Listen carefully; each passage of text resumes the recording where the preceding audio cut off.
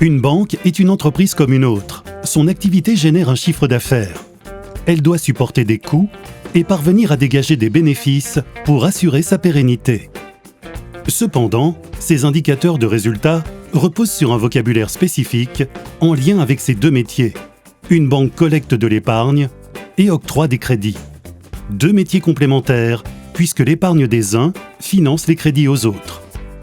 Son chiffre d'affaires, dit PNB, pour produit net bancaire, a plusieurs sources. Tout d'abord, la marge d'intérêt, soit la différence entre le taux facturé aux emprunteurs sur les crédits octroyés et le taux moyen distribué aux épargnants pour rémunérer leurs dépôts.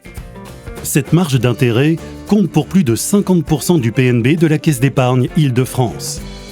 En second lieu, le PNB est composé à hauteur d'environ 40% de commissions qui rémunèrent les services offerts aux clients. Moyens de paiement, assurance, produits d'épargne financière, arrangements de financement. En complément, la Caisse d'épargne Île-de-France perçoit des dividendes de ses filiales. De ce PNB doivent être déduits les frais de gestion, essentiellement les charges générales d'exploitation. Les frais de personnel représentent plus de 50% de ces charges.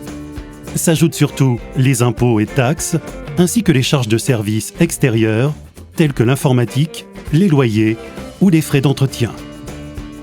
Le rapport entre ces frais de gestion et le PNB donne un indicateur clé, le coefficient d'exploitation. Ainsi, la baisse de cet indicateur illustre l'amélioration de la rentabilité. Mais une banque doit aussi déduire de son PNB le coût du risque à travers des dotations aux provisions liées à l'anticipation du risque de défaut des emprunteurs ou à un risque avéré de défaut de paiement. Enfin, après ultime déduction de l'impôt sur les sociétés, apparaît le résultat net. Il offre à la Caisse d'épargne Île-de-France la capacité de renforcer ses fonds propres afin d'amplifier son activité de crédit à ses clients, les acteurs de l'économie francilienne.